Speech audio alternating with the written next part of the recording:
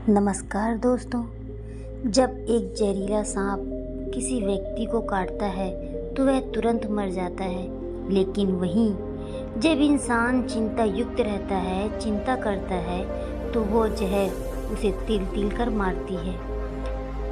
उदास रहना, चिंतित रहना, अवसाद युक्त व्यक्ति कुछ भी कर ले, स्वयं को नष्ट करके ही रहता है। भगवान वाल्मीकि के कथनों के अनुसार एक बात तो सुनिश्चित हो जाती है कि चिंता मनुष्य के स्वास्थ्य के लिए इतना ज़्यादा हानिकारक है कि इसकी वजह से उसके शरीर में अनेक प्रकार के रोग उसे घेर लेते हैं। पेट में अल्सर हो जाता है, वायु की समस्या हो जाती है। चिंता करने से विशेष रूप से पेट को प्रभाव पड़ता है। 1956 में एक रूसी वैज्ञानिक ने अपने शोधों के उपरांत यह निष्कर्ष निकाला था कि पेट में जो अल्सर होता है उसका मूल कारण चिंता ही है। शरीर में विद्यमान प्रतिरोधात्मक क्षमता को बढ़ाने के लिए जो व्हाइट ब्लड सेल्स हैं, यानी कि श्वेत रक्त कोशिकाएं हैं, वो धीरे धीरे कम होने लगता है। लगातार चिंता, डर, तनाव यानी कि स्ट्रेस शरीर पर इतना आश्चर्यजनक प्रभाव पड़ता है ना कि शरीर को न जाने कितने रोग घेर लेते हैं। नकारात्मक सोच हमारे तन और मन दोनों को बीमार करता है। नकारात्मक सोचने से, नेगेटिव थॉट मन में लाने से हमारे जो वाइट ब्लड सेल्स हैं उस पर बहुत ज़्यादा इफ़ेक्ट पड़ता है। हमारे श्वेत रक्त कोशिकाएं धीरे धीरे कम होने लगती है। और वहीं इसके विपरीत जब हम सकारात्मक सोच रखते हैं, मन को खुश रखते हैं, मानसिक तनाव से दूर रहते हैं, तो हमारे शरीर पर इसका आश्चर्यजनक प्रभाव पड़ता है। इससे जो वाइट ब्लड सेल्स हैं, यानी कि जो श्वेत रक्त कोशिकाएं हैं, वो आश्चर्यजनक रूप से वृद्धि करने लगते हैं। डर से चिंता उपजती है। चिंता व्यक्ति को निराश होने के लिए मजबूर करता है, जिससे पेट की नसों पर प्रभाव पड़ता है और पेट के अंदर वायु की समस्या उत्पन्न हो जाती है। एक मशहूर दार्शनिक प्लेटो के अनुसार अगर किसी रोग को ठीक करना है तो उसको मानसिक रूप से यानी कि मस्तिष्क का उपचार करना चाहिए। जो बीमारी जड़ से खत्म करनी चाहिए उसे केवल शारीरिक रूप से यानी कि ऊपरी रूप से खत्म करते हैं, जबकि शरीर और मन का यानी मस्तिष्क का परस्पर संबंध होता है। इनका उपचार एक दूसरे से पृथक नहीं किया जाना चाहिए। शोध के आधार पर डॉक्टर एल्वेरस ने इस बात को भी प्रमाणित किया है कि उन्होंने उदर रोग से पीड़ित लगभग 15,000 रोगियों का अध्ययन किया, उनके दर्द को जानने का प्रयास किया। एक रोचक तथ्य सामने आया है कि 12,000 रोगियों की पीड़ा का मूल उनके मस्तिष्क में था, न कि उनके शरीर में। चिंता, भय, असुरक्षा की भावना, ईर्ष्या तथा परिवर्तित परिस्थितियों के अनुरूप स्वयं को ढाल ना पाना सब मिलकर उनके दर्द का कारण थे। एक बार की बात है, एक गांव में एक बहुत ही अमीर व्यक्ति रहता था। उसके पास इतना सारा धन था कि अगर वह काम नहीं भी करता तो उसका धन कभी खत्म होने वाला नहीं था। एक बार उस आदमी ने अपने बेटे को बुलाया और पूछा कि बताओ, हमारे पास अभी कितना धन बचा हुआ है। वह लड़का कुछ दिन बाद अपनी सारी संपत्ति का ब्यौरा लेकर अपने पिताजी के पास आया और कहने लगा कि हमारे पास इतना धन है पिताजी कि अगर हमारी आने वाली 5 पीढ़ियां भी बैठकर खाएं तो यह धन खत्म नहीं होगा। किसी को भी कुछ चिंता करने की ज़रूरत ही नहीं होगी।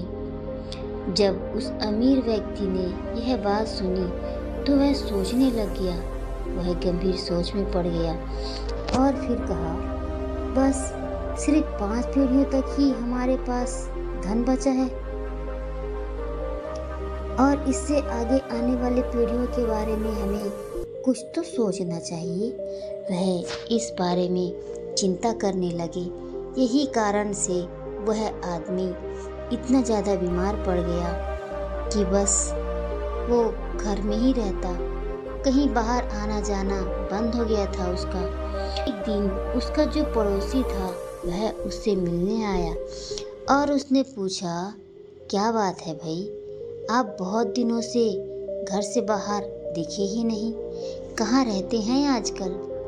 तभी उस अमीर व्यक्ति ने अपनी सारी बात उस पड़ोसी को बताई और तब उसके पड़ोसी ने कहा, हमारे गांव में एक साधु महाराज जी आए हुए हैं और वह आपकी इस समस्या का समाधान जरूर निकाल सकते हैं, आपको उनसे जरूर मिलना चाहिए। वह अमीर आदमी उस साधु जी के पास चला गया और अपनी सारी समस्या उन्हें कह सुनाई। जब साधु महाराज ने उस धनी व्यक्ति की समस्या सुनी तो वो जोर जोर से हंसने लगा। साधु महाराज जी को ऐसे हंसते हुए देखकर वह आदमी सोचने लगा कि क्या यह मेरी चिंता का मजाक उड़ा रहे हैं। फिर साधु महाराज जी ने उन्हें समझाया और कहा कि हमें आने वाले समय को देखकर काम करना चाहिए, ना कि चिंता करनी चाहिए। अगर हम अपने भविष्य की चिंता करेंगे तो हम जीवन भर में कभी भी खुश नहीं रह पाएंगे और अपना जीवन सुख से नहीं व्यतीत कर पाएंगे। हमें कल के बारे में क्या पता हमारे साथ क्या होने वाला है। तुम्हारी बातों से तो मुझे ऐसा लग रहा है कि तुम्हें 5 पीढ़ियों की बहुत चिंता हो रही है, जबकि तुम्हें यह मालूम भी नहीं है कि तुम्हारे साथ कल क्या हो सकता है। इसलिए तुम्हें हमेशा आज के जीवन के बारे में सोचना चाहिए।